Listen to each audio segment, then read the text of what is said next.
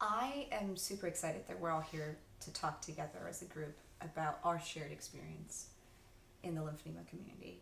And I see all of you as role models, that you have your incredible journeys in how you've dealt with your illness and how you've been triumphant in getting treatment. So I just want to hear your personal message about what you would say to lymphedema patients in the community. Who should we start with? Who wants to volunteer? Mm-hmm. Amy, do you want to go first? Oh, I feel like your most recent post-op, so this is a brand new experience for you. Well, so with my journey itself, I had fought for several years, and people would tell me that basically my fight was useless and I shouldn't do it. And some of those were patients themselves, just because they had self-doubt with their own journey. So when I tell people, when they ask me about my personal journey with it, I tell them that I'm living life for the first time in a different view that I never thought I'd be able to live. I'm experiencing things for the first time I've never been able to experience. Putting on a pair of pants, getting up and just playing basketball with my son. So the journey is definitely worth it because the reward is so much more at the end. And the fight was worth it because you have a whole new life to live. So I tell people who are in that fight right now to not give up, because the journey, the fight, is what makes the great ending in your story. And that's what I tell them. So my journey's definitely been, it's kind of like my skydiving experience. I don't know if I guys shared with you guys, but I went skydiving once when my right leg was like 200% larger than my left leg. And I go to the place and they give me a gentleman who has a disability as well. And his leg wasn't fully developed. He had a muscle issue. And I looked at him and I said, I don't mean to be rude, but look at your leg and look at my leg. This is not going to end well. and I was right. So when we jumped out of the plane, my leg overpowered us. And we were flipping out of control, and we had to pull the emergency chute. And I was focusing on not vomiting, because in my mind, if I did that, then it was going to go hit him, and then he would vomit back on me, and then it was just going to be this thing. I didn't realize how in trouble I really was, because I was so focused on that. And once we pulled the chute, things started to calm down, and I was able to really enjoy the beauty that was below me. And when I was getting ready to land, you have to land with your legs at 90 degrees, and he was really worried that I wouldn't be able to get my leg up, but I did. And at the very end, when we landed, he said that was probably one of the best landings I've ever had. And I told him, I said, that's kind of like my life right now. It's been all out of control, and things are going in every direction, and I don't know where to go. But then when I landed here, I had the best landing of my life. And that's what I tell people. So, you may be out of control, your journey may be crazy, and you don't know where you're going, but the destination is worth it. So, that's what I say to people. Yeah. I just tell people to not settle. I mean, don't settle for not being able to get dressed or not being able to feel good about yourself. Find a route or a path that you feel comfortable to go on and take the risk. I mean, if I hadn't, I wouldn't be here today and feeling the way that I feel. And a lot of people settle because it's out of their comfort zone to take another path or do research, or it's overwhelming. But getting out of your comfort zone is probably the best thing you can possibly do. So that's what I would say to them. Yeah. Well, and to that point too, I think it's just with dealing with lymphedema, it's just a lot easier to give up. Because you're fighting against so many different obstacles, and you get that the insurance says no all the time, and so you just give up. You're like, you're right, I'm going to have to live with this the way it is right now the rest of your life, but you just can't give up, and that's the biggest thing. You have to fight for yourself. Because it's easier to watch Netflix and not think about it. Right. I mean, you don't want to accept it, but it's just like, well, what else can I do? And you end the fight, but you just can't stop fighting. Yeah. I was thinking the same thing as Meagan was. Just never take no for an answer, because ever since the beginning, I was trying to be very proactive about my lymphedema to just keep it under control. And I've always asked therapists, you know, what more can we do? You know, what more can we do? And it's just like, this is something you have to live with, and it's not, you know, after doing all this research and finding out that there are ways that, and we all have experienced it, that things can get better. So if you want change, just don't take no for an answer, even though, you know, therapist after therapist says, this is it. Yeah. So, which so many people say. yeah. There's and no even cure, other, this is it. you know, even other You know, surgeons, other doctors, Yeah. you know, they say, this is how it's going to be, but it doesn't have to. Yeah, I was told I was crazy for even doing this by a physician I fired, because he told me that this wasn't going to work and he wanted to give me a diuretic and just be okay with being permanently disabled and being in a wheelchair. And I told him that people who are crazy enough to think they're going to change the world will change the world, and what you're going to tell me is it's not registering. I'm not going to believe what you say, and that's really the mindset that you have to have in this fight, because if you listen to everyone, then you're never going to really be free and be able to live the life that you're meant to live. So you have to be relentless with it. Definitely. Yeah, you have to be proactive, but I also feel like we're also all really lucky to have the opportunity to have worked with Dr. Granzow and gotten this treatment, because not a lot of lymphedema patients get this opportunity. Or they get in the wrong hands. They get in the wrong they get in the wrong hands. surgeon's hands, Exactly. and that's a huge. The no people. You know? Right. Yeah. And that's huge, and we see a lot of people that they finally get out of their comfort zone, they go get help, and it's not the right help. Exactly. And so that's heartbreaking to view that, but there needs to be a million more Dr. Granzows out there, unfortunately. All over the world. Yeah. Seriously. Yeah. I agree. I was one of those people. I know. 2 surgeons, two surgeries, and Yeah. absolutely. Yeah. So, and again, I don't regret that, because I'm proof that he is the right doctor. I am proof that his technique works, because I did everything backwards, and I did everything. Learn the hard way. But I think I was meant to learn that. I think I was meant to lead as an example of why you need to take the time and not give up and find the right surgeon. And in my eyes, the only surgeon that you should go to. Absolutely. Yeah. Yeah. I mean, I think at least the 3 of us have had failed surgeries for this in the past. I don't know if you have too, but I had a surgery in Philadelphia that said, oh, I'm going to be able to help your swelling. Because you have these people that say, no, I can't do anything, and the people that want to try, but they still, you know, don't have the experience. So it's just, you can't give up, because the right person is out there, and you will find them if you just, you know, you fall down, you get back up. Yeah, and you have to, because I had a failed LBA too, and he said, there's nothing we can do for you. Yeah. And, you know, that was so wrong, because there was, but it was just, it's at finding the right person and the right people to connect with, and that can give you the correct information. Right. Yep. Yeah. And you get discouraged.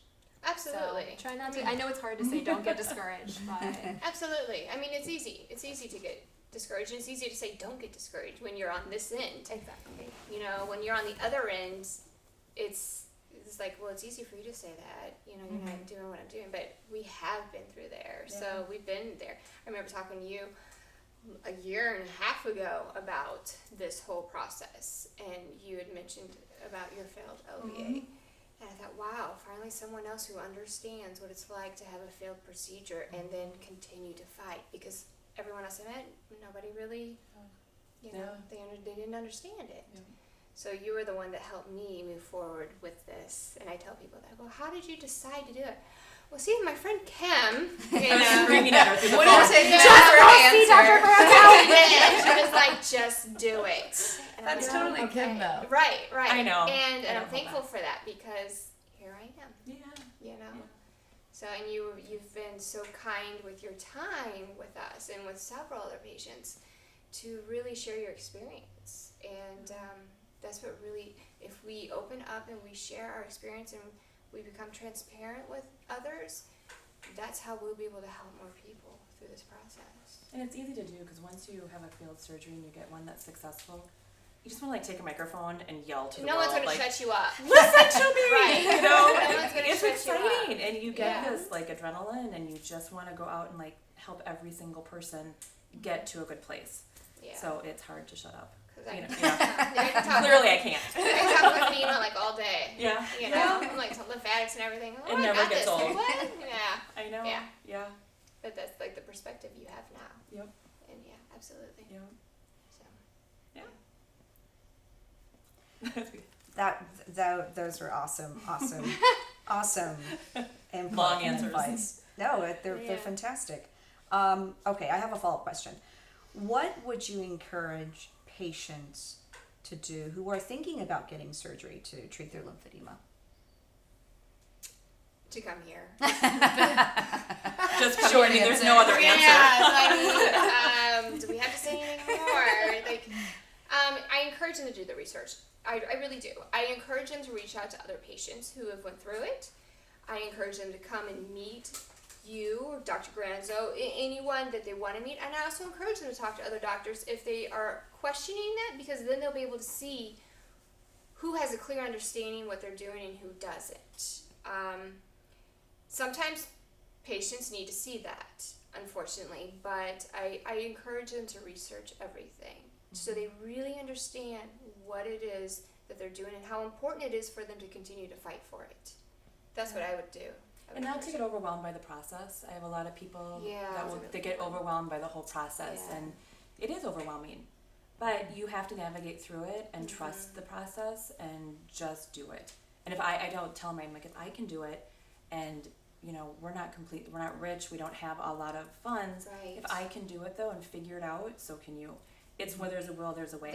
Yep. And so don't get overwhelmed. Don't let that stop you, and stay stationary and stay in the place that you're at. So it's important to try Absolutely. to put that on the back burner and move forward. And if there is a will, there is a way. Mhm. Absolutely. Yeah.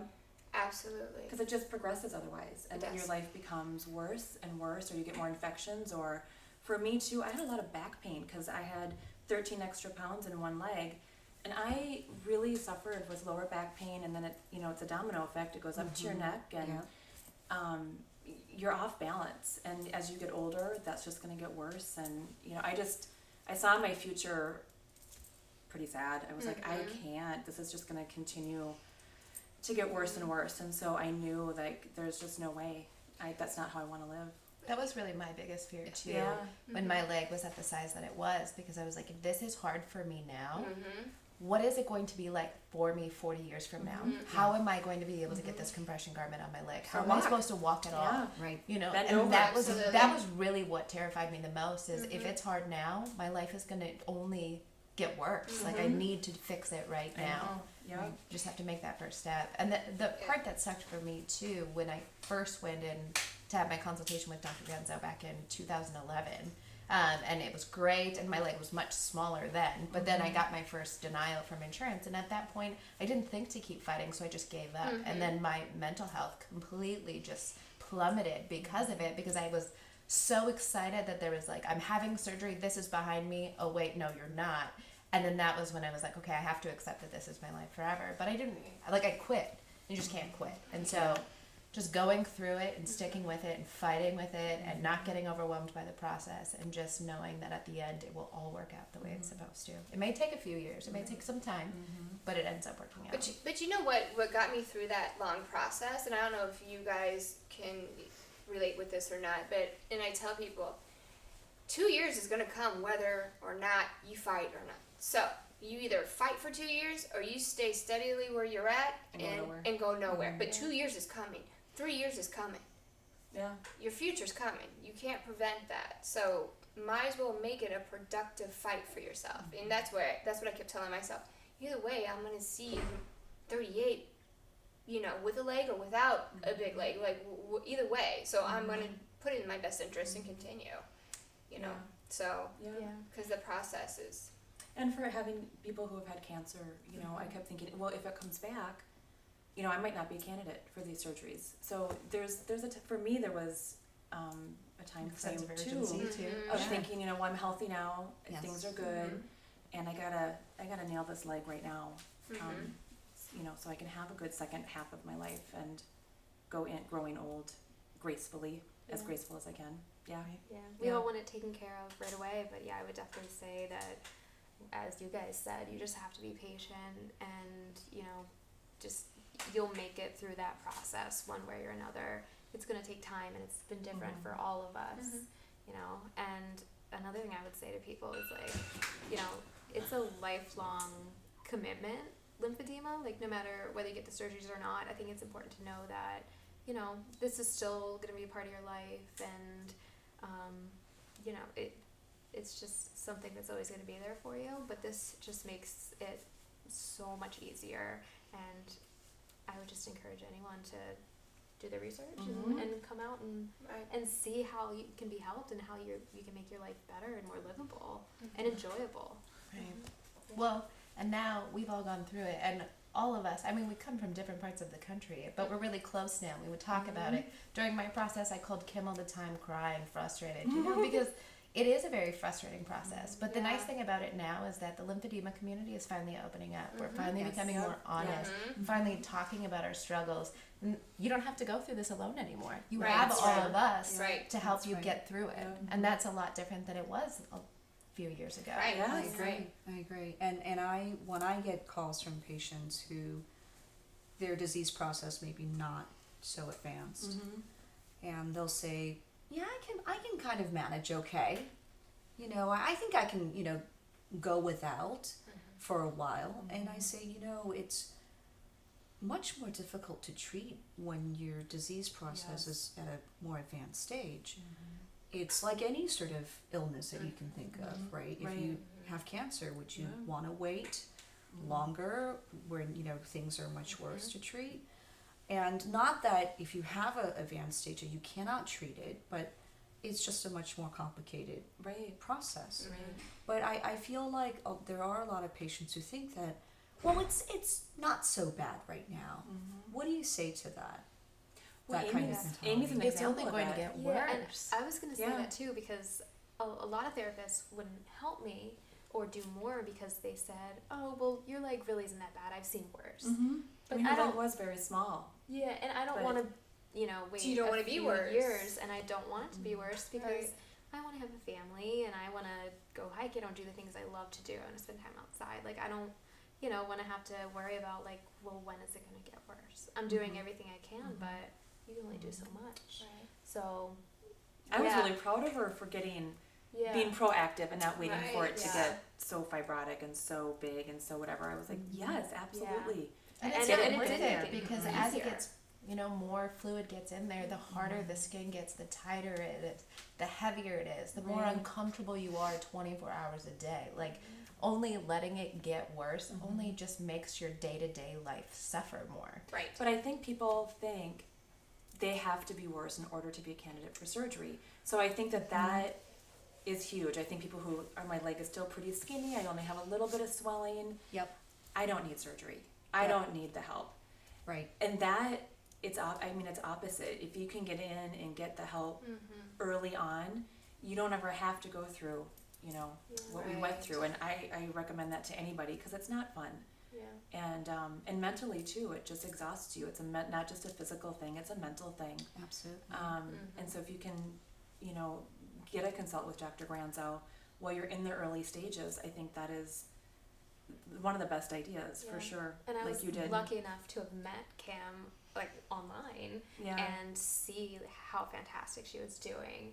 And she really encouraged me. I reached out to her right away and was like, what did you do? Right. And, even though mine wasn't as far along, she really encouraged me. And I'm so glad that she did because it's been the best thing I've ever done. Well, so if he you can did get the my right leg thing. Yeah. this good, imagine if he can do yours.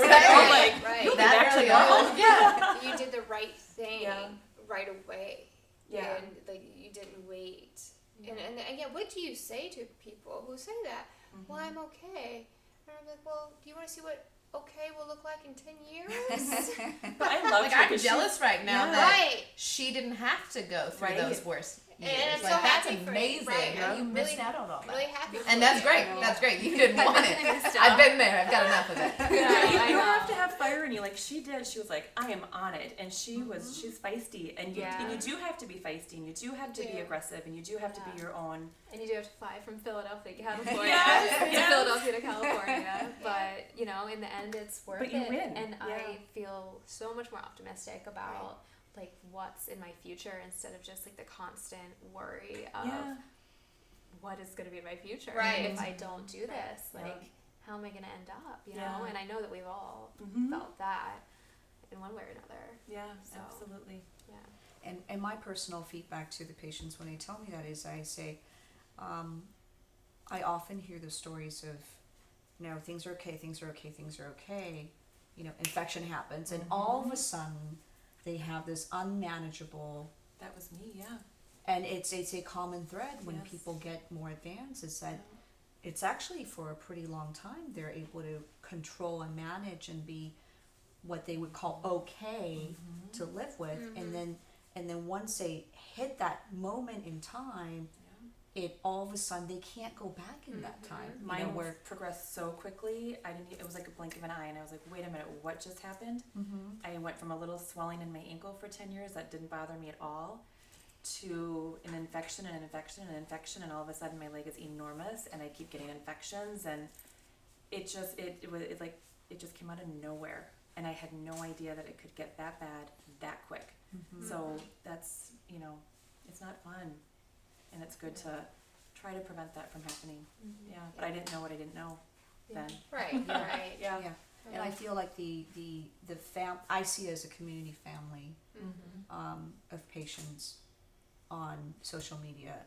It's such a powerful way to really get everyone together on the same page and spread awareness and share information, and it's not just lymphedema. I mean, I see it in the parallel world of my daughter's genetic disease, and I rely on the parents. I rely on the caregivers who deal with this condition that my daughter has, which is called Angelman syndrome. And I see the very same thing that has happened in the last few years of this sort of blossoming of community activity and activism and the advocacy that happens, where each patient is an advocate not just for themselves but for the entire community. And I love seeing that. And I had the same experience where I would go to doctors' offices and they would look at me like I'm crazy and they didn't have any information, and I kept thinking to myself, I live in Los Angeles. This is a place where I should be able to find someone who's an expert for my daughter. Right. This is such a huge city. Yeah. Why am I not finding the right person? Right. And I've told people that the only physician that I truly trust is in Boston. And if I have to go there, Yeah. if Cora needs that, then That's that's what where you I'm do. going to be doing. Yeah. Right. Because there's nobody else who I can trust more. And that's really because I have the Mayo Clinic right in my backyard, and there was no one there to help me. Yeah. And you would think, oh, I can just go there and it's gonna all be fine.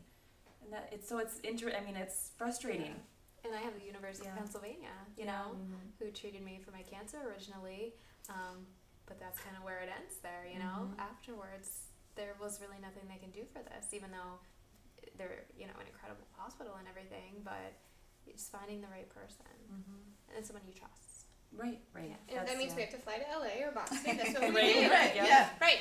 That's why I tell people, well, my doctor's in LA. Well, what kind of doctor do you have? Oh, wait a second. It's not like what do you think? But that's the only Yeah. doctor I'll go to. But so many people try to find help in their own state. I hear that all the time. Well, but I live in so and so, so I'm trying to find a doctor around here. That's another part of the overwhelming piece is that you have to go to another state. Well, how do you recover there, and how does it work, and is it going to be too expensive? And those things are what I tell people to try to just get it, just do it. Like, don't worry about it, because you gotta just do it, and you will figure it out somehow. There's a lot of avenues you can take. There's a lot of people that are willing to help, and don't let that hold you back, because that's a big one for people, is having to come to another state. Yeah. I just put the tunnel vision on and say, okay, I just got to do it. I can Right. figure it away. Yeah. Yeah. Absolutely. Yeah. Another topic I want to talk about is therapy. I know with Cora, the reason why she is doing so well, and she's exceeding every expectation that her doctors have had about her progress. I mean, the diagnosis that we had was that Cora would never read, never write, be permanently disabled, and that was devastating. And for me to see her riding a tricycle, for me to see her wanting to do, great things in preschool and making friends, I mean, that to me was really because obviously, I'm a super aggressive tiger mom, and I'm pushing her. But I really believe in the intervention of therapy, and that it's made such a huge difference in terms of her progression and her development. And I see the parallel in lymphedema because I know that there is a crucial piece that people don't really want to think about, which is therapy. I think you all have great relationships with your therapist, right? I mean, can you talk a little bit about how important it is to understand the therapy component in your health and how your lymphedema condition is, and in terms of your outlook in terms of your future? You mean like my mental therapist? No. I was just gonna say that, and I thought maybe I shouldn't. I'm so glad you're here. I was just gonna say that. Well, I think Amy brought up a really, a good point about the therapist said, well, I've seen worse. I had a therapist who wasn't aggressive, and I had to let that therapist go, and I loved the therapist, but I had to let that therapist go because she was not aggressive for me. But I think you have to understand you need that aggressive therapy, and to see your therapist say, and some doctors say, well, I've seen worse, and I think it's our job is to educate them to, we don't want to get to worse, and this is part of our daily lives, is, in order for us to have, to be able to perform our ADLs and be able to live, we have to have therapy. It has to be a component. And if you don't have that mental mindset of therapy is going to improve my quality of life, then you're going to fail at the surgery. You're going to fail at having a successful future health-wise, mental and physical, because that's like your first line of defense is therapy. It really is.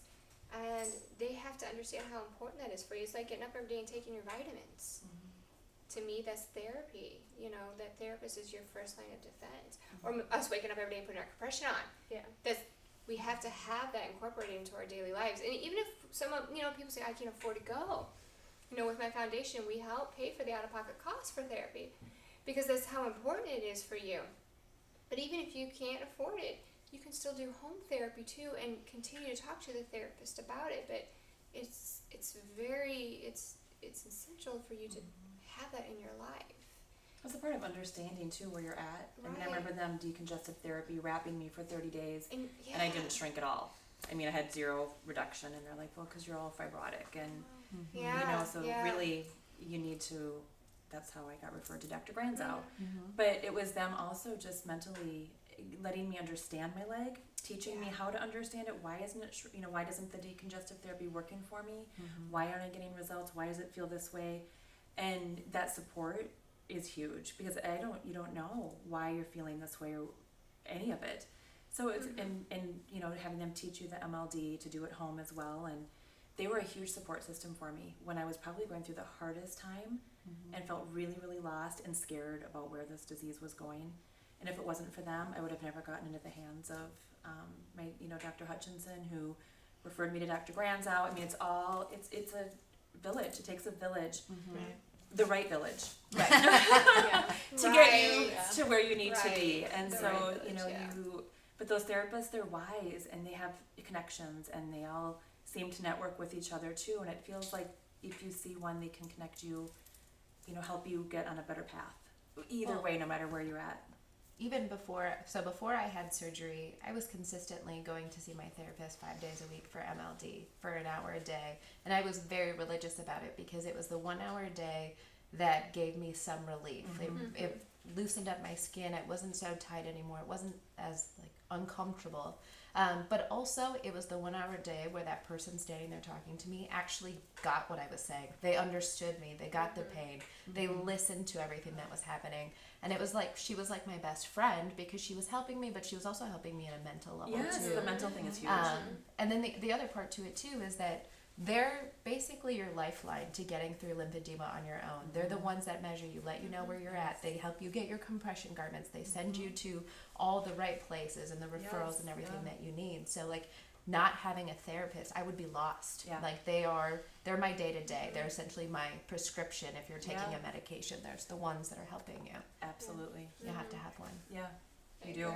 And you have to, and if you don't find a good one right away, keep, Don't going. settle. Don't settle. Yeah. Don't settle. Yeah. Yeah, that's what I was gonna say, because when I first started out, as I said before, people didn't really take me seriously because I had a little bit of swelling, but I knew what it was because I had the lymph node dissection, I had radiation, and I wanted more, and I had left those appointments in tears because they were like, well, I'm gonna send you home in these out of the box compression garments, and we don't need to do MLD. I mean, you're not there yet. So it took me a while until I was able to actually find people who were like, okay, well, let's get you a custom garment. Let's get you something that's going to help you manage things and teach you how to do the MLD and all of that. And it's not just, And take you seriously. Take it seriously, yeah. So it's not just, you get the surgery and then you go run off and you don't have, your garments and anything. Like, we all still wear them, and we feel great wearing them now. We feel so much better, but it's just so important to have, when I swell up a little bit, I know that I can go see my therapist and get the manual lymphatic drainage and feel so much better, like you. So it remains a big part of, living with this.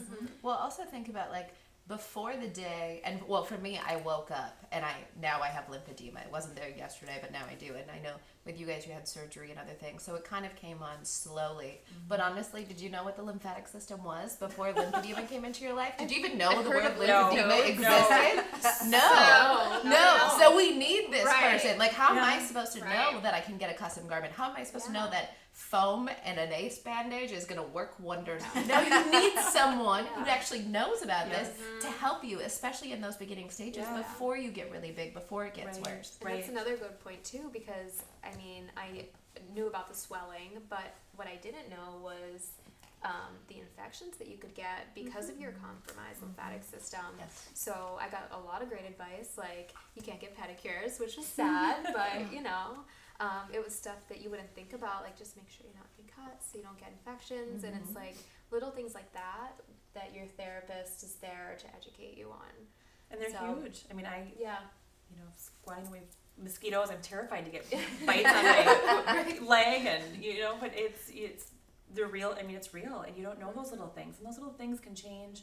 I mean, it changed my life. I know with my infection, one of them was I was swimming in the ocean and something bit me, and that was it, and I was in a foreign country, and they didn't know how to treat any of what I had going on, and if someone would have said, just maybe be really careful or cautious going into an ocean, or you don't want to stop living, but yet you have to outweigh your risks of what's worth it, what's not worth it. But at least you know what to be cognizant of. You know, what to look for. So you can make an educated decision for yourself. Exactly. Absolutely. Yeah, but the thing is everyone has the lymphatic system, and everyone's at risk if they don't understand what it does. Like you said, I was a nurse. All through nursing school, I learned just a tad bit. I just knew it filtered our waste. I didn't know anything else. I didn't know what happens when it doesn't work. Same as the doctors. They don't know what happens when a lymphatic system is missing somewhere or not functioning right. I think worldwide, just the population alone needs to understand what the lymphatic system is and how important it is, because we all have one. I had a patient that we helped. She has lymphedema in both of her legs. She doesn't have it in her family.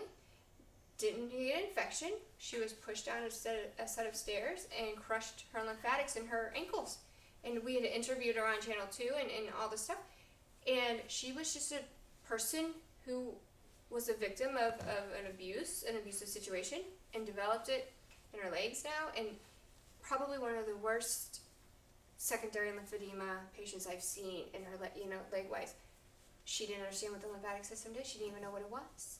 And most people don't. they don't, and everyone has one. It's kind of your core. It is your body. core, Yeah. and that's how important it is to educate people, because it doesn't matter if you're not born without one, or you have cancer, or you have lymph nodes removed. You can develop it from an infection. You can develop just from spraining your ankle. You know, and so I think it's very important to educate everyone about the lymphatic system, period. Yeah. And starts with our therapist and ourselves, and the therapist, well, you're not bad, I don't want to get bad. You're not understanding. You're like, that's why I'm here right now. It's like why I changed the oil in my car. I don't want my motors to blow Yeah, up. it works now. Right. So I think it's important to really educate people. I hate hearing that. Well, you're not bad. I've seen worse. Well, I have too, but I don't want to be that I've seen worse. Right. Yeah. Yeah, I mean, I would definitely encourage anyone who doesn't feel like they're getting like that kind of treatment from their therapist, good treatment, to just find somebody else, because there are, I mean, depending on where you live, there are other therapists out there, and if you have to go a little further, like maybe go a little further, but it's gonna really benefit you. It's worth it. Absolutely. Yeah. I agree. I know I personally get very frustrated when I hear from patients who tell me, I went to, my paramedic care, they didn't know what I had. I went to a specialist, they didn't know what and I personally went through a diagnostic journey with my daughter when misdiagnosis. They said, oh, she has seizures and she's developmentally, slow. Okay, that's nice. Well, what does she have? We don't know. And I was expected to be okay with that answer. Right. And month after month, test after test, going from place after, to place, and you get the sort of like, well, she looks okay, that kind of a thing, and then understanding that in the U.S. at least, that doctors are not required in medical school or their training to have any education on lymphedema or really much on the lymphatic system. What would you say to these doctors out there who have no idea?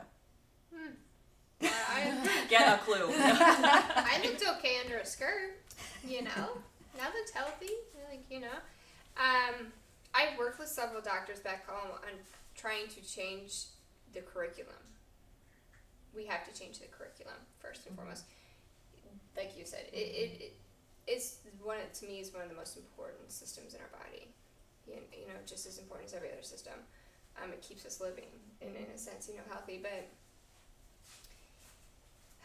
I had doctors tell me that I didn't have lymphedema because of two reasons. One told me it was because I wasn't fat, and he used the word fat. And one told me I didn't have it because I wasn't old enough. There's a lot of misconceptions about it, and it gets very frustrating. And they do, just like with you and Corey, they expect you to be okay with what they tell you, and then pay your copay and leave. And that's very frustrating, and you can see my voice is getting very sugar about it. I'm very passionate about it, because it's like, what would you do if that was your family member? What would you do if that was you in this situation? I'd say, well, you look okay. Well, give me your $50 and go on your way. It's a different story. So I take that approach a little differently. How do I say this? Some doctors have big egos, and they just do.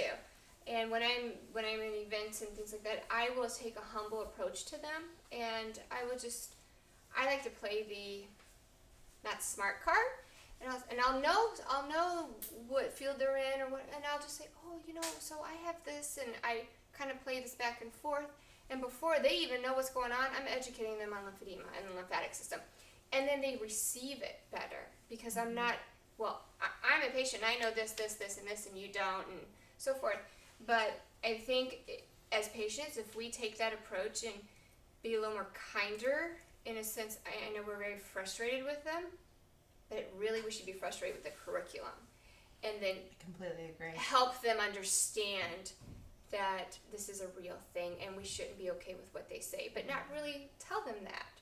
kind of be like smarter than the doctor. Mm-hmm. Like, are you smarter than a 5th grader? kind of thing. And really help them understand what it is. Yeah. So then they don't feel like they're being attacked. Yeah.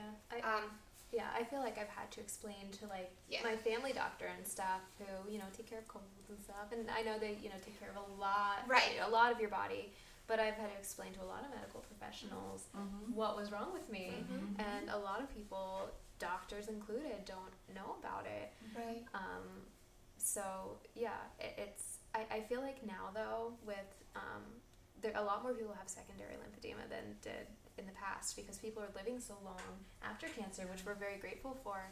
So I'm optimistic that things are going to change because 2 of us here have secondary, and I know someone in my office has secondary from breast cancer in her arm, and it's just becoming more of an issue than it was, even though there were obviously people before who had lymphedema. But I think that things will change, especially when there's people doing things to raise awareness, which is happening. And the oncologists too, though, I hear from a lot of people that after cancer they don't mention lymphedema. They don't talk to them like after your surgery, if you experience this or you're seeing this, you need to go in and and I would hope oncologists start not just treating the cancer, of course, which we're all grateful for, but to also educate the patient on when you leave their door, it's always not over. I mean, hopefully your cancer is, but then you can get this another whole disease that I was completely blindsided by, and you're not ready for it. And there's a lot you can do ahead of time to maybe, I don't want to say prevent it, but to maybe make it not happen or make it so, I don't know what I'm trying to say.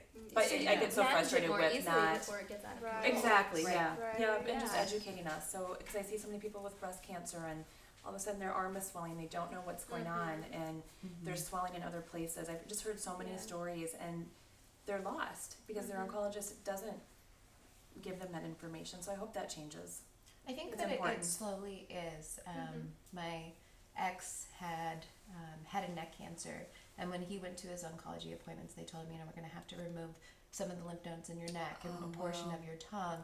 And they told him in that appointment there is a possibility that you will develop head and neck lymphedema. It can happen, and they were going to, fit him for compression around the neck and all of that. And I was at that appointment with him, and when they said that lymphedema may happen, I just my heart dropped because I was like, both of us are going to have this now.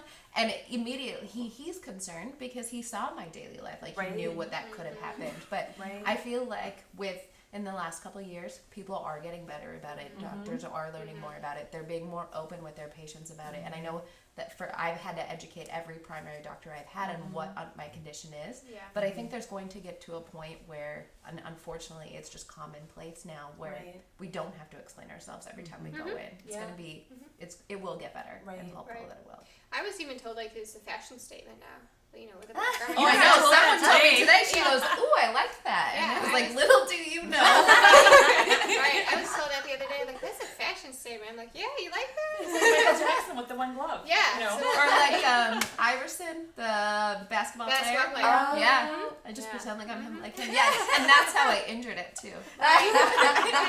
So Whenever then, I'm wearing it at the gym, people think I'm super athletic. Right. And do you, I get. When I'm at the gym, people stop and question me, or even when I'm out and about, my family gets a little. They're like, "Oh, you're gonna stop again," But I feel like this is an opportunity to educate. So I welcome strangers to talk to me. I welcome people to ask me questions. There's no stupid question in my eyes because I feel like I'm gonna be able to educate someone. And 9 out of 10 times when I'm talking to someone, they know someone who has it but didn't know that's what it was. So I'm always welcoming people to stop me and talk to me and ask me, what happened to your leg? And, I'm glad you asked, because I'm helping someone. I was afraid you were going to sit and educate the guy in the hotel the other day. We worked out, we came around the corner, and this guy is like, to her, and she was like, did you see him look at me? And I was thinking she's going to turn around and say, I want you to know what I have. Come on, let's go. I almost did. I'm like, here's my chance. I sometimes have to be quiet. But even my son does it. My son tells people. And he says lymphedema, right? He says, my mom has lymphedema. And they're looking at him like, what? You know, my son is 7. But when we keep talking about it, that's how the future changes. And that's how we educate. And that's why I'm always open for people to ask me questions. I had one person ask me, I've only had one dumb question, I take that back. He asked me if you could catch it, and I said, only if I kick you. You catch my leg, you know? And then he was like, that was a stupid question, wasn't it? I'm like, of course it was. And then after that, we sat and talked. It was in the mall. I was walking to a pretzel place in the mall, and he'd asked me that, and my daughter was with me, and she got real upset about it. But then after we talked, his mother had it, and he didn't know that's what it was. Oh my gosh. So I have a thick skin, not anymore, but but it doesn't bother me for people to say things to me, because I'm like, well, you know, I might be helping someone else. But you never know. You never know. You never know. Yeah. What do you say to a patient who just says, well, I'm scared to talk about it. I'm scared to push back, you know, with doctors who tell me that, you know, the surgery's not going to do anything for me, or that it's, you know, that I need to just do my conservative therapy. Yeah. How do you encourage them to push back? Because I know I have to, in terms of my daughter's, you know, genetic disease. I have to push back really hard, especially if I have a little suspicion that they haven't done their homework, and that they haven't really studied up before they came in to talk to me about Cora. And what do you say to those patients who are afraid to speak up? I've learned that no one can advocate for you like you. You know, yeah, that's a good you point. have to be your own advocate, and you know your family members too. You know, you just bring someone to support you, and just say like, I need help. Like, what can we do? You know, and if they're not able to help, find someone. You know, you just really have to advocate for yourself and do research. And I know it can be difficult and frustrating, but yeah, just be your own advocate. Yeah. Well, so for me, having lymphedema and this size, it drastically changed my confidence level. I lacked a lot of confidence. I was always insecure. And so having a medical professional tell me that this is the way your life is going to be and that you can't do anything to change it besides wearing a compression garment or going to MLD or those things. And I didn't have the voice to say something back because I was already locked in this like little box that I put myself in. But what I did instead was just, I'm going to go get a different opinion. I'm not going to tell anyone what you just told me. I'm going to go talk to someone else. And then I'm going to go talk to someone else. And I've seen vascular surgeons, orthopedic surgeons. I mean, it's just everyone until I got the answer that I wanted. And that was what I had to do because I lacked the confidence to say something. Now, I spent a lot of money doing it that way. And, you know, I wish I could have just said something like, no, give me the referral that I'm asking for to go do what I want to do. But, I mean, if you don't have the confidence to do it, then just try a different avenue. Try something else. Go a different way. But just make sure you're advocating for yourself and you're pushing forward. And I wish we could say it was easy. But it's not, and we all know that because we've all had failures along the way, and it's been so hard, and I'm pretty sure we've all had tears. So many in the car. Yeah. You know, you walk into that doctor's appointment, And you're just it's sitting in your car bawling. Yeah, but you just have to keep going. I mean, it's difficult, and it gets expensive, so I know that's another part that's extremely difficult because you're trying to live your life at the same time as trying to live a better life. So yeah, exactly. I think what helps now too is, you know, back in 2011 when I was trying to, you know, go for the surgery the first time, there weren't pictures out there of me to say, this is proof of why I need this surgery. This shows you exactly what will happen and how it will benefit me. Now people are so much more open about it. They're showing their photos online. It's a lot easier to be able to speak up and say, this is what I need because here's proof. And it's easier to trust the process. Exactly. When you sent me one person to talk to and she changed my world, I needed her to tell me that it was successful and to show me her leg and to talk to me. If I hadn't talked to her, I don't know that I would have gone through with it. Honestly, like it takes that. And now it's out there, and I hope, you know, for so many people that's I mean, that's what you gonna did make for them me. find their answer. That's what Kimm did for me too. Yeah, I went to lunch with her. It's like, oh my god, if she can have a leg like that, I'll take it. You know how many times I looked at your rainbow pictures and I'm like, oh, the boots? yeah. It got me. I was like, come That's on. what motivated me the most. I can put one on. I can't put another one on. Well, and that's the funny thing because I posted that picture thinking, oh, this is really dumb, and But it you don't know who it's so going to speak to and what It's like a and so, famous picture. Really? Yeah. It really is. It really is. Yeah, it needs to be. Who knew? Yeah. That's like the motivating picture. Yeah, You know, but that's how I felt when her name was Shauna, who helped me, and I call her my leg angel. I'll always call her that because I'm like, you put me in a position to move forward and feel confident and give me hope. It's the first time I ever felt hope because when I had it, I went on the internet and you came up with your big leg. Beautiful. The girl with the big leg. Yeah. And then I read that she was from Minnesota though, and so I had like a small heart attack because I'm like, there is another person in Minnesota that has lymphedema. So I instantly messaged her and we connected, and I mean it's funny how it all comes together. But that was hard to just see you, and then I saw another girl, Sarah Bueller, on there, and that was about it. There wasn't a lot of information. No surgery pictures, no nothing. So I felt at the time like, I don't think these surgeries are very common. I think I'm scared. I don't think I want to do this. Right. And it took Shauna to talk to me several times, to get me to move forward. And I'm so happy she did. Like, I'll thank her forever. And so it just takes that one person to, and we have all helped a million people, I feel like, and to get them here at least for a consult. So they can at least know their options and what they're candidates for and what they, how they can move forward. But you have to go out of your comfort zone, and it's so hard. It was so hard. It's so hard to go out of your comfort zone. I wanted to just hide. I really did. Yeah, So absolutely. I tell people when you can't, you feel scared or you don't want to, That's when you you kind of have to. You just have to. Yeah. Yeah. Otherwise, you're just going to continue to be scared. Right. Yeah. And angry. Right. And now there's enough of us that, you can ask questions, you can see the results, I think it helps Right. give people more confidence to move forward and maybe fight for themselves. Well, then you don't feel alone in it anymore. Right. And most of the time I felt Right. alone, Me and that was too. the hardest part, is now you're not alone anymore. Right. Yeah. I didn't meet someone with lymphedema until 2015. That's a long time. That's a long Yeah. time. Because you had it. I was born with it. Yeah. 2015 is when I met someone face to face with lymphedema. When did it start to really affect, I was born, when you were, did it bother you when you were teenage, like? it bothered me Okay. all the time. Okay. As a matter of fact, the on the headlines is like the beauty queen with the big leg or whatever. I that was probably because it goes into an identity issue because you're alone and you can't identify with anyone else. So when I decided to do this pageant, I thought, if I'd win that sash and win that title, I would be someone else other than the girl with the big leg.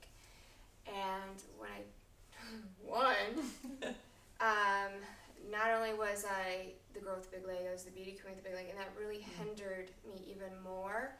So I started to hide it, and it hindered me emotionally so much more for years. And when I finally got the courage to show it, I met the first person in 2015. I'm like, all right, let's do that picture, and we all put our leg out there. And I was like, I remember because I was shaking and I was sweaty, and I was like, I can't believe I'm doing this.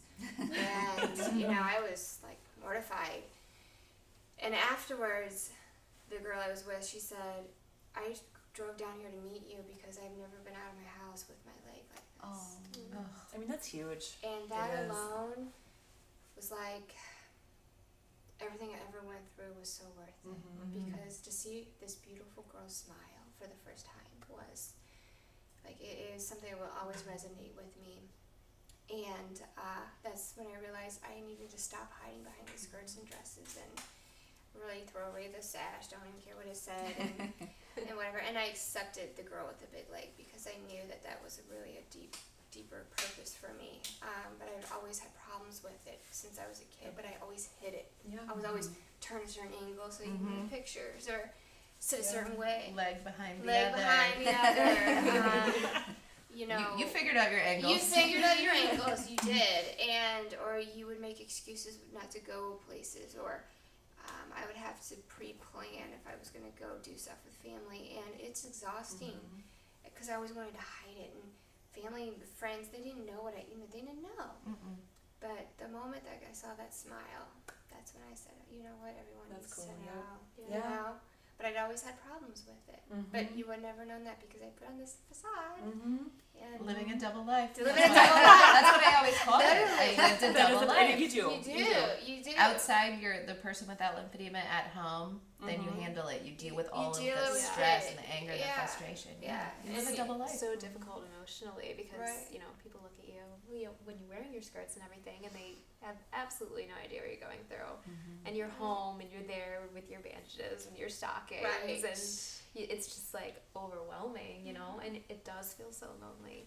So I think like a huge thing that people might not know about that we've all learned is like get on Instagram. I mean that's where I found these people, and there's so many of us that are willing to discuss our experiences, because it just makes you feel so much better to know that you're not the only one, and like these people are sitting around me right now explaining Right. like the feelings that I have felt. So Right. When you thought you Yeah. were the only one going Right. through those feelings. exactly. I never thought I'd be sitting in the room with 3 other people that have the same condition as me. Yeah. Like that's not a thing. Right. So Right. Yeah. Well, and just seeing too on Instagram that people are living a really fun and healthy life with lymphedema, either after surgery and some before surgery. You know, just there's all walks, and it's so inspiring. There's children on there to see, and you just feel, I don't know, I love it. I just love it, and it makes me feel grateful every single day when I go on there. Yeah, You know, and kind of like, in this weird way, I'm like, I'm happy I have it. This is the most bizarre. I know people are like, you're crazy, because I call it my blessing, but I wouldn't meet the people I've met, and I wouldn't be changing lives that I changed. You wouldn't be changing lives that you're changing. You may not think you are, but you are by doing this, and I don't think I would take it back for anything, honestly. It was a crazy journey. Don't get me wrong. I don't want to do go I through the want journey. it? No. No, I'll No. pass. but I really find purpose in it. I really do. And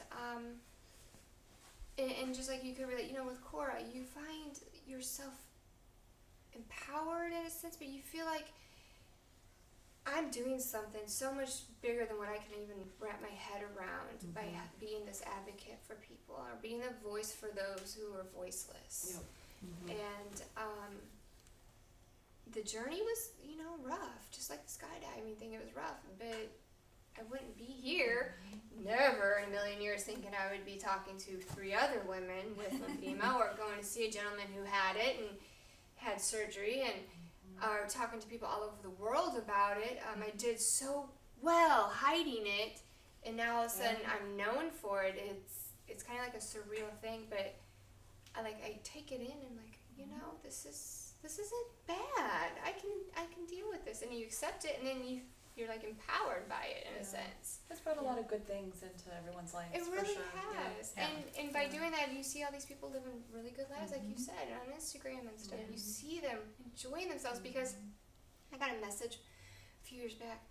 All right, this is the first time I'm wearing shorts out in public because you did. And they did, and I was like, I felt like it was my child walking for the first time. You know, like, I'm so proud of you. But you really, by being that transparent and vulnerable, you're helping so many other people. And by getting the words out too And about getting the words out. Dr. Granzow, I mean, that's what really for me got me I mean, on Instagram. I don't think I would have done it otherwise. I was No, writing and too much. I was going you to say know? the same too. Yeah. Like I get the empowered feeling and just like you're doing something great, but I would not be the person that I am right now if it wasn't for Dr. Granzow.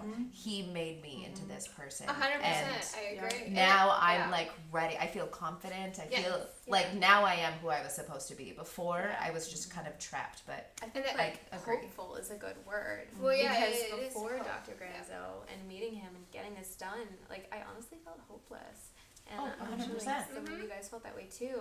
And then, you know, after seeing Kimm, I was like, I'm hopeful. And then after meeting Dr. Granzow and talking to him and him, you know, saying like, I can help you. Right. Like, I can definitely Those help are you. the words that change your life forever. Yeah. And then you Yeah, just those like, are. once you start to feel hopeful again and like optimistic about your future and not as scared, then like things get so much better. So, go in there, network, that you can find any Yeah. kind, like all kinds of people, men, women, and like Kimm said, children even with lymphedema. Talk to us, like meet, come out, meet Dr. Granzow. It's so helpful. And going back to what you're saying, like you feel you're yourself now. I mean, I felt lost. Like I said, the identity issue and career issues, and I felt so lost. And when he said, "I can help you," I felt like I was found. I felt like, okay, I have a start. And then afterwards, after recovering from surgery and everything, there's where I found the deeper meaning of what I went through. And I was lost for several years in the dark, but now I'm able to relate to those who are in the dark. And that's why I'm saying I wouldn't take it back, but he helped me find my purpose and where I am today with the surgery. So it's more than just surgery that he's giving to people. He gave us shoes back and skinny jeans. Right? I am wearing shorts. Okay, right? I went to Lululemon when my leg was big, and I found the dance studio pants, and they hid my leg completely. I bought 5 pairs. That's all I wore for years. And my husband's like, are you ever going to wear anything else? No. Because no one can see my leg. They fit on my leg. It's the only thing that could fit on my waist and then fit on my leg. And then I would wear my tennis shoe half on, half off because I could never get it over my ankle. And you lose, and I like style, so it's a part of who I am. And I lied, like after I got surgery, I was like, I didn't even know how to get dressed anymore. I'm like, why? I don't even know what my style is anymore besides Lululemon pants. I didn't know there were so many different kinds of jeans out there. You told me that. I'm like, what? The jeans have changed since. I was able to wide leg pants Right. every day. Yeah, that's all I ever. I'm like, That's all I yeah, had. I was a gas. Yeah, everyone was like, why do you love the 70s style? And I'm like, little do you know it's my only option. Right. You just gotta run with it. Yeah. Right. And then I had a whole new anxiety shopping for jeans. I had to educate myself. Oh, I know. What's this? Yeah. But it was so, it's so, I mean, but that was the beginning of your confidence building back. it is. Being able to dress how you feel comfortable and whatever. And that was, I remember I put my rain boots on for the first time that I could never wear, and I was like, no way. I almost threw them out, and I'm so happy that I didn't. But that was the start of the new Kimm, of the new life, of the new everything. And that's what got me on Instagram thinking, well, if I document all of this, maybe it'll help somebody else, Right. So It did. It's It cool. did. Right? We all know the I'm photo. glad. We were there. Just right here so far. I mean, you've more than just us, but that's the power of social media, and that's the power of a successful surgery, though. I mean, if it wasn't successful, I wouldn't be here. They wouldn't be here. It is the right surgeon, the right human being. It's not just the surgeon; it's who he is as a human being. That is the other piece of it. It's you can just sense who he is, and you can trust him by his words and his passion, and just the look in his eyes. I mean, I know he's cried several times with patients. He definitely has not told me about that. He's like, yes. He's just HIPAA. Total HIPAA. Sorry. The one thing I told him, I said, I wish you were a little more pushy with me. And he's not a pushy doctor. No. He lets you make your decision. He gives you the education, he tells you what he can do, and then he lets you come to terms with where you are. And I told him yesterday, I'm like, I wish you pushed me a little more. Because we've been going back and forth for a couple years, but he does that. He lets you have to be ready for this. And he knows that, and he doesn't even say anything. He, again, smarter than a 5th grader, he blew right over us with that. He's like, okay, when you come see me, and he already knew what he said It's only a matter of time. Right. And I never thought about that either, but you're right. I came to see him, but it was all my choice, whether or not to move forward. Right. And he never was like, oh, you need to do this, you need to do this. He does, But he, makes you feel so confident. And, like I said, I can help you. I really had no other option than to just move forward. Right. And, when we were speaking in Chicago last week, someone asked him, well, what if she doesn't want to have the other surgeries? And they were talking about myself. Yes. Because I haven't had the other surgeries with him yet because I'm still recovering. And he said she doesn't have to. He said, yes.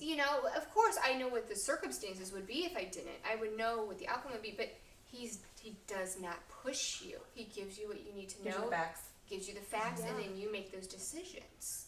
And that resonates with people more than anything, because I went to a doctor when I had a skirt on, and I just told him, he just looked at my chart, he goes, well, I can help you. Well, hold on, you don't even know what you're looking at. I haven't even dropped my skirt yet. Like, you don't know what you're helping. And I've had a few say, oh, I can help you. Well, really, can you? What can you do, you know?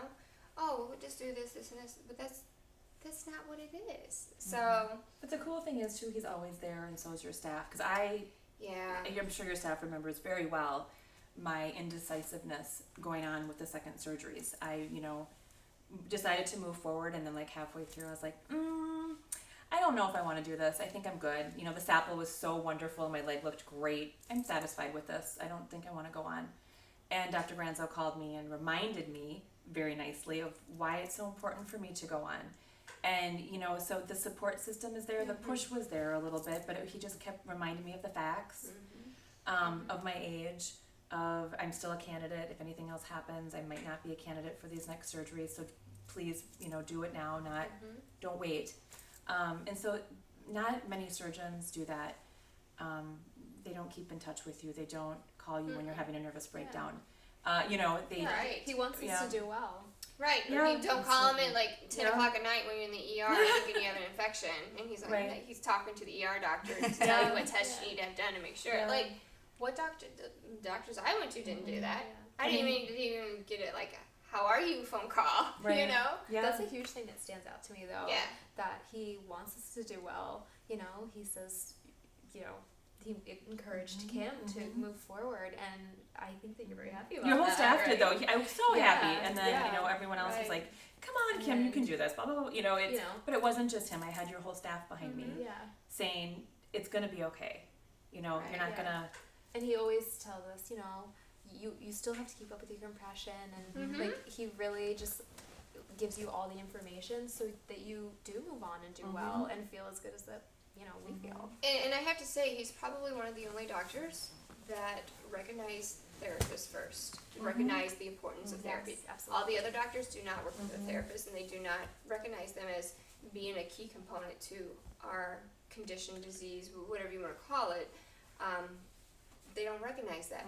He does, and he understands the importance. I mean, Julie's in the OR with him, and helping him. As soon as he's done, she's wrapping you. I mean, that's so critical for us. Yeah. And he's the only one I've seen that understands that. And that's huge, for the lymphatic community to understand. When they're looking at doctors, they need to see that who's working with therapy, who's working with a therapist, what is their protocol. That was the greatest thing about being here, though, was, everyone, like Julie especially, him having her so involved with all of us. Yeah. When you first come to your consultation, you see Dr. Granzow and you see Julie, you see everybody. Right. You talk to the people in the office. You don't just, come in and chat with him for a few minutes and then be on your way. You see, like, what you're in for, and you get the whole experience, and even... from that consultation date throughout, being past the first surgery, I still feel like I have all of these resources, and a lot of other doctors. I saw a doctor who said he could do sapple, but he didn't work with a therapist. He didn't look at my leg, and I said no, no way. So it's just a completely different environment here, and they recognize, Dr. Granzow and his whole team recognize that it's not just, one surgery and you're going to be great. Like, it's the whole thing. Well, it's not like just one surgery and you're out of here and we're never going to talk to you again either. I mean, he's been there, all of them, through all the questions afterwards, through all the whatever. And I've called the office, and I can talk to somebody, I can And they talk know to the who you therapist. are. yeah, They know who you that are. you do. They I might have to say yeah. which Amy. Yeah. But they know who you are.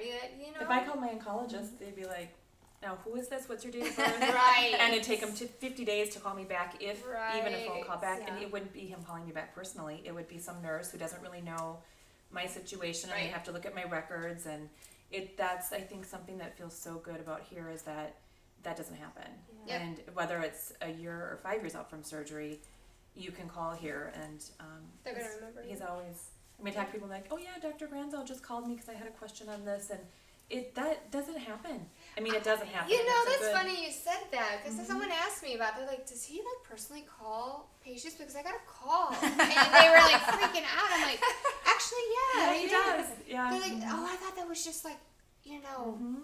only if something's wrong. Like they Yeah. were so confused, Yeah. and then they told me how wonderful the call went and stuff. But I said, no, that's And Dr. it's Granzow. always surprising because after one of my infections, he called just randomly to see if I was okay. Right. I was like, Right. that's it? That's all you want? Yeah. Yeah. I'm just checking on you. And I was like, wow. Right. Like, what? Right. It seems very surreal because it's never happened. The support is ongoing. Yeah. It really is. Absolutely. It Even is. Michael, his assistant, called me. It was like 2 months after my operation. I was already home. I was great. Everything, no issues whatsoever. And she called me. She's like, I haven't heard from you. Are you okay? And I was like, I'm fine. You haven't heard from me. You're I like- think I'm okay. And she's like, well, I just wanted to call and Yeah. check in. Yeah. She's like, just chit-chatting with me. But I was so shocked by it because you don't get that. No. You don't get Not that. someone reaching out and I haven't said a word to you. Like, Right. They're like, even get out of the Julie hospital. That's texting all me. you hear. Yeah, Yeah. Julie was like, hey, how are you? Yeah, she would just text randomly throughout She's the text for a hardcore while. though. She makes sure we're on it. Oh yeah. She's like, take a picture of that leg and send Yeah. it to me right now. Where are my measurements, Amy? Oh, hold on a second. Yeah. Yeah. And then she'll say, it's bitchin'. She does. We all love her, but it's the humor too. So that's the Yeah. other thing. Like Yeah. she has humor. Dr. Granzow has humor, and through this whole process, if you don't have humor, it's way too intense. I mean, you really do need that from staff, and all Yeah. of you guys have been funny. And Julie is, as we're all screaming at her when she tries to put our compression on or whatever. Literally know, making she's so you want to encouraging pass too. out. Yeah. You know? Yeah. She is. Yeah, She is. she's Yeah. a riot though. I mean, during your pain, she somehow ends up making you laugh, which She is does. I don't even know huge how skill. that's possible. I don't either. When Because literally my husband inside couldn't you're make like, me I laugh. want to hurt you right I now. told her that. I said, I love you, but I'm going to punch you. She's like, you wouldn't be the first. I was swearing at her, and she Yeah. was Oh, just yeah, like, me too. Yeah, it's just that moment. But then Yeah. but it doesn't faze her. She's No. like, okay, well, come on, we still got to put it on. Yeah. She understands. Yeah, So, yeah. yeah. It's the empathy too, It's the humor and the empathy. I mean, I've talked to some of the office staff and they've cried with me. You know. Mhm, you told me that, yeah. Yeah, like they've cried with me, and that was just like, no, I feel like I'm gonna cry now Right. because I'm just like, I Yeah. haven't had someone who's like this invested in helping me, but they are like, everybody cares. Yeah. So it's just so great. It's a good village. It really is. Yeah. Yeah. And I think it really takes that. I mean, It I know does. it for my daughter. It's not, people say, oh my gosh, Amy, you're doing such a good job with your daughter. I'm like, it's not just me. I'm running around doing 10 different things every day. I've got a fantastic nanny who takes care of, literally dropping her off from therapy to therapy and staying with her.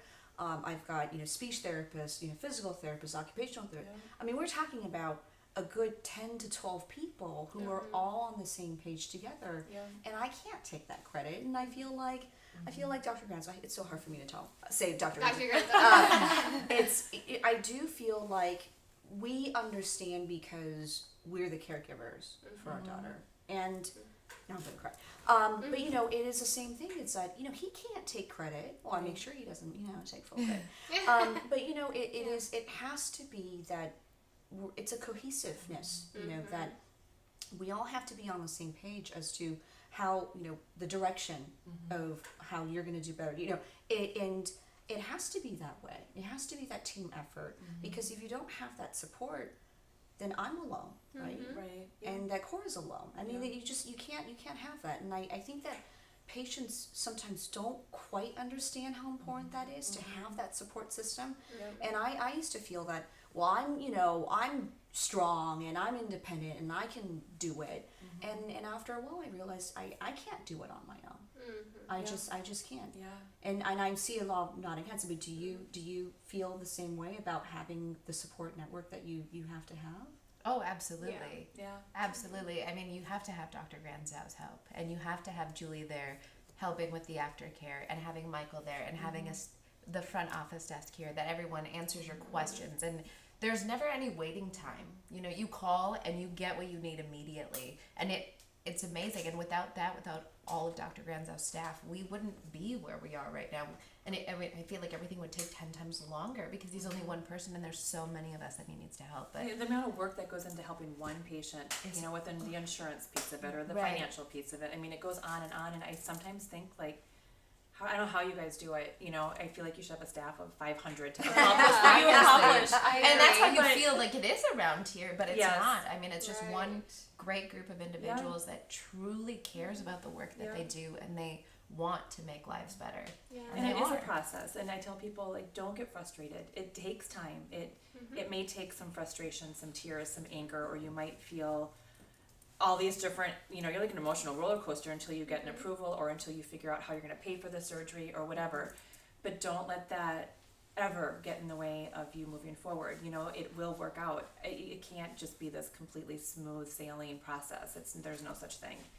And I just, so when you guys do just such a great job at handling all of that, the roller coasters of going up and down, where people are like, it has been 4 months and we haven't heard from you, and we're mad, and You're like, try beating us. We haven't right, heard the answers right. back. I've been on the insurance phone with the insurance company for 15 hours. Like, I can't, and the amount of work that you guys do is important for patients to understand. It is lengthily, it is so much more detailed than I even know and understand. And it just takes time, and you can only do so much. And that's the thing too. There's so many of us now, I think. I'm surprised not like a line waiting outside his door with, next. Because, and everyone just wants to get here. And you do feel desperate when you are at your lowest point. You feel really desperate, and it's hard to have patience. But so worth the wait. Well, I have to say, whenever I get an email, a photo from, you all and other patients, I just, it makes it all worthwhile. Yeah. And then I blast it to the staff in terms of, the message, I heard from so-and-so and they're doing great. And I think that's what make us motivated, because it's more than just work, right? We want to feel that we're contributing to the wellness, to people getting better, Right. and to the quality of life that that people want to have, and that makes us feel good. And I think that drives us to work better. And don't get me wrong, I mean, I'm certainly not perfect, but it makes me want to strive to make sure that I do the best advocacy that I could possibly do for each patient. Yeah. And that we're gonna try our hardest and push and do what we can, because it does matter, because it does make a real difference. And that is why I am no longer a lawyer at a big corporation, because this work means so much more.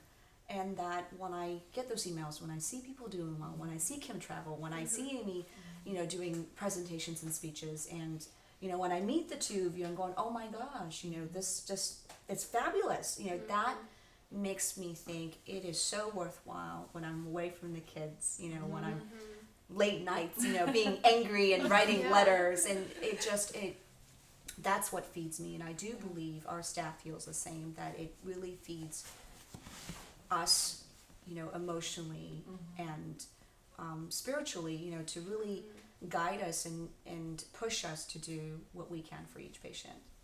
Well, you do. Definitely. Yeah, we feel like Yeah, you do. You do. Yep. And I feel like I get more angry, and sometimes we're going through an appeal, and and I'm just like, oh, I'm gonna get them. And, but that's what it takes, and that's not every doctor's office has that, or that fire, that drive that all of you in the office have to get us into Dr. Granzow's hands, because that has to happen first. It's you can't get into his hands if you guys don't help us get there. So absolutely. And I try to remind our staff that it's that team effort, right? No matter how good Dr. Granzow is as a surgeon, right, unless we figure out how to help these patients get there, they're not going to get the right there's help. a lot of pieces to it. Right. Yeah. And so it is a frustrating, when patients get frustrated, I'm on the same page. I'm sometimes, like I said, more frustrated, and my language will go way south quickly. But it is something that every staff in our office, we've become passionate, and not just because of Dr. Granzow's Right. work. I mean, that's something else, but just because we are fed by the encouragement and the motivation from the patients. And we can feel it from you guys. Absolutely. Like I said, I mean, I've talked to you on the phone before, and it's not just like, oh, I'll see what I can do, you know? It's like... Which is what you hear a lot. Yeah, it's like, we're going to make it work. And this might not be the way it's going to work, but we will make it work. And, you know, they've made it work for me. Like, I feel fantastic. And it is Dr. Granzow, but it's you, and it's, you know, everyone here in the office. It's Julie. Like, we do feel that you guys, like, have a vested interest in us and our well-being.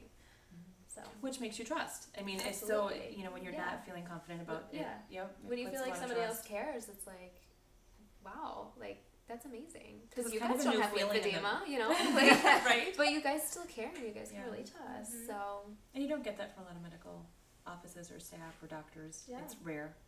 I mean, unfortunately, it is rare. Yeah. yeah. Well, ladies, I'm just so thankful for the opportunity to have all of us get together and talk, and it really just motivates me to do even better as a patient advocate for Dr. Granzow's patients who are waiting for surgery. And I just want to say that you girls are the role models, really. And I'm thankful that you're out there advocating, because I feel like sometimes my voice is just, you know, small, but I feel like all our voices together is so much louder and so much more effective. And I'm looking forward to seeing all of you at the Lymphedema Walk tomorrow. Yes. And we'll get to meet other patients, and I'm just I feel so blessed to be part of this community and feel that my work is important and it makes a difference, and that I can contribute to the community. Well, it's life changing. So we thank you too. Yeah, and Yeah, that's I nice. Yeah. feel blessed. Thank you. Thank you. And this is like a friendship, and it's like, it's not a patient doctor or office patient. It's like, it's a true friendship. It's And a bond. I feel this bond, you know, Yeah, this, it's a bond. you know, no matter, you know, when we're gray and Yes. and Yeah. when we get together again, Yeah. it's going to be that connection that's Yeah. going to be there, and Yeah. I feel very blessed to be part Yeah. of your journey. So It's do the we. power of the lymphedema community. Yes, yes. And I think now we can go get drinks. Okay. Yes. Yeah. You guys hear my stomach done. growling? I can hear it. Oh my It's like, Is that you hear? smell this much? I You know. hear it? Yeah. It's going. All right. All right. All right. That's a wrap. Cut. Got it.